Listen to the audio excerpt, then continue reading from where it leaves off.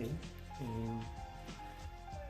Para este proyecto, con el apoyo del Ministerio de Cultura, propusimos un cronograma luego de la cierre de la convocatoria a mediados de septiembre, en el que contactamos a las autoras e ilustradoras, hicimos la socialización de la selección de las mismas y empezamos un proceso de edición tanto de los textos como de las ilustraciones. Luego pasaron por la diagramación como tal de la revista, en el que se consideran temas con papel, tinta, curaduría de los textos con las ilustraciones, todo alrededor de lo que es el tema de la revista, que en este caso son el viaje en el tiempo. Ya con el producto final, que es la revista física, vamos a ejecutar lo que es el plan de distribución y el plan de difusión de la revista Neutrina. Para el plan de distribución tenemos pensado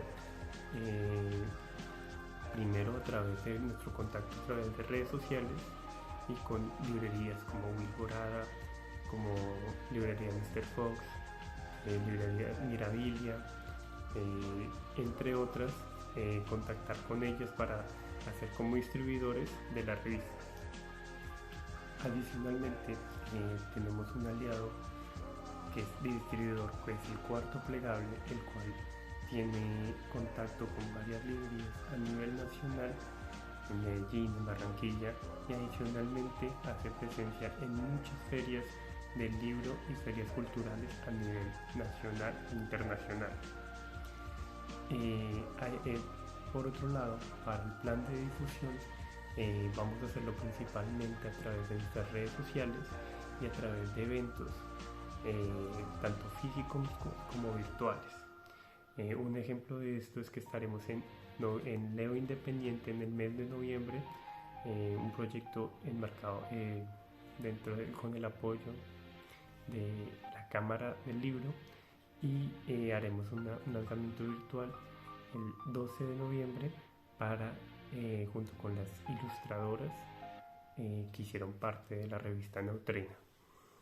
Para iniciar con el proceso de la creación de la revista, lanzamos una convocatoria para conocer nuevas ilustradoras y escritoras que estuvieran interesadas en el tema de la ciencia ficción. Escogimos como tema principal de la revista los viajes en el tiempo en el contexto latinoamericano.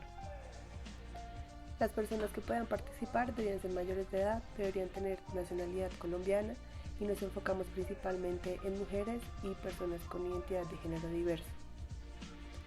En el caso de las escritoras, pueden presentarse en 3 categorías diferentes, como lo eran reseñas, artículos o escritura creativa como cuentos, poemas, microrrelatos o creaciones híbridas. Y para el caso de las ilustradoras, el reto era hacer una imagen con colores limitados, en este caso el azul y el amarillo. La convocatoria la lanzamos del 19 de julio al 10 de septiembre. En total recibimos más de 20 postulaciones en cada categoría, y después de realizar un proceso de edición y de curaduría entre nosotras, elegimos a 5 autoras y a 7 ilustradoras. Para la expectativa en redes utilizamos los textos y las ilustraciones como si nos hubieran llegado como mensajes o interferencias que recibimos de otras épocas, del futuro o del pasado. Escogimos algunas partes de las ilustraciones para situarlas en algún año en el futuro o en el pasado con fecha exacta, y acompañamos esos mensajes con imágenes que tomó el telescopio James Webb del universo, para así darle una ubicación geoespacial a esos mensajes que nos llegaron como una interferencia. Para la selección de las ilustradoras nos basamos en 4 criterios diferentes. El primero era la calidad técnica de la ilustración y la calidad de la imagen en general, para poder adaptarla a los diferentes formatos de los productos que teníamos el objetivo de realizar. En este caso, la revista, es decir, un medio impreso, y para redes sociales. El segundo punto era el tema del concepto. Nos interesaba mucho que la ilustración tuviera un concepto de fondo y que tuviera la posibilidad de contar una historia, así no fuera un texto, sino fuera solo una imagen. El tercer punto es el tema de la pertinencia frente al tema que escogimos para la revista, que en este caso eran los viajes en el tiempo. En Latinoamérica nos interesaba mucho que las ilustraciones también hablaran de los viajes en el tiempo desde la perspectiva latinoamericana.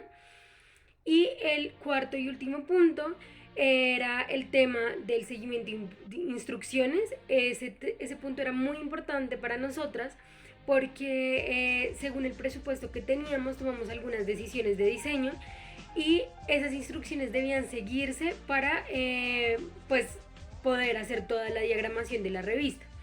En este sentido nos fijamos en que las ilustradoras hayan tenido en cuenta la cantidad de tintas, los tamaños en los cuales recomendamos tener las imágenes y la manera en la que les explicamos que deberían ser exportados los archivos. El diseño de Neutrina comenzó en el momento en el que estipulamos las condiciones de participación para las ilustradoras que quisieran ser parte de Neutrina. En ese momento seleccionamos la cantidad de tintas, escogimos los colores y el tamaño que posteriormente tendría la revista al estar impresa.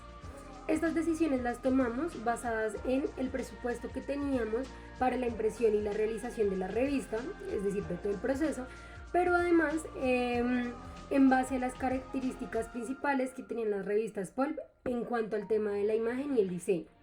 En este sentido estamos hablando de unas revistas que eran impresas en un papel muy económico, que tenían bordes irregulares, que tenían una relación muy fuerte entre la imagen y el texto. Las imágenes contaban historias también y eso era lo que nosotras pretendíamos lograr con el diseño y la selección de las ilustraciones para Neutrina.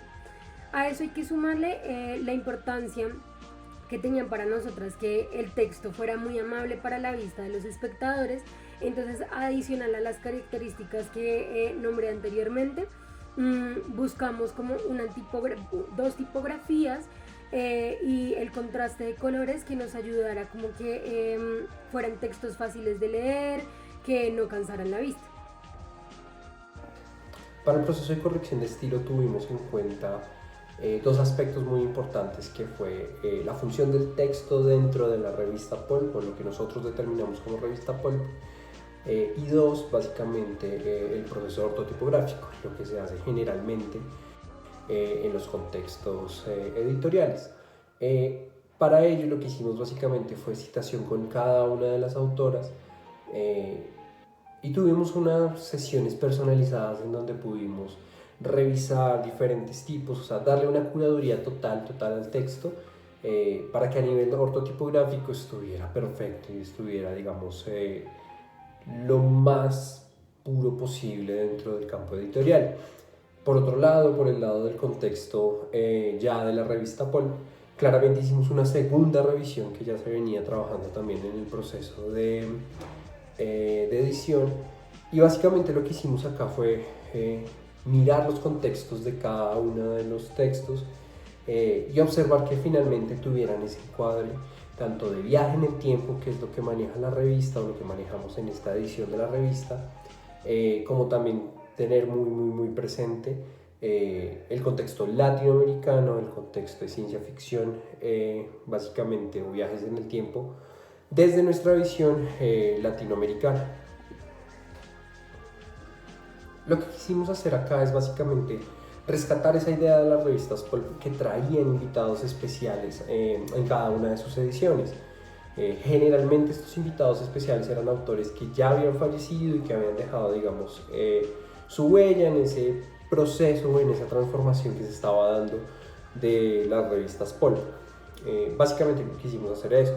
En su tiempo, digamos, los ejemplos más claros eran Julio Verne, Edgar Allan Poe, bueno, etcétera. Autores que no habían alcanzado a llegar a esa época de las revistas pulp, a estar vivos en esa época, y los traían como autores invitados y como, digamos, un ejemplo claro de lo que se quería mostrar en la revista.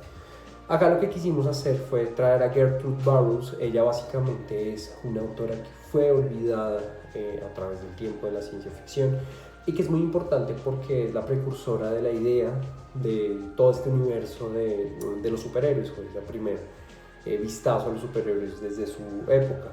El cuento que trajimos fue la curiosa experiencia de Thomas Dunbar, donde se observa claramente esto, esta idea del superhéroe, esta idea inicial del superhéroe, y ella cuando publica eso lo publica en la revista The Argosy en 1904. Eso fue ya aproximadamente 100 y pico de años.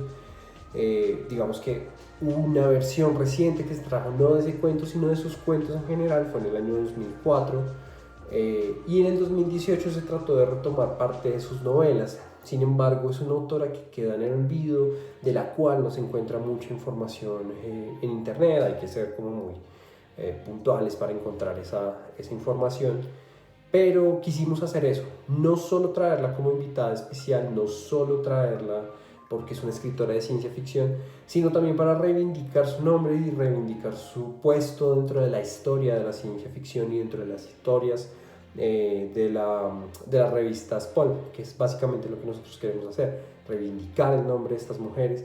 Y si bien esta mujer no es una escritora latinoamericana, es importante tenerla en cuenta en la historia general de la ciencia ficción. Fuego Fatuo Editorial gana la convocatoria de Jóvenes en Movimiento con la propuesta de una revista pulp reconceptualizada en Latinoamérica y hecha y escrita por mujeres. A partir de ese momento, como que apenas supimos que fuimos ganadores, comenzamos a mover muchísimo más la convocatoria, que ya pues en su momento la estábamos haciendo como una forma, como de una manera también de antelar y tener como listos los textos para que así no fuera tan difícil los siguientes procesos.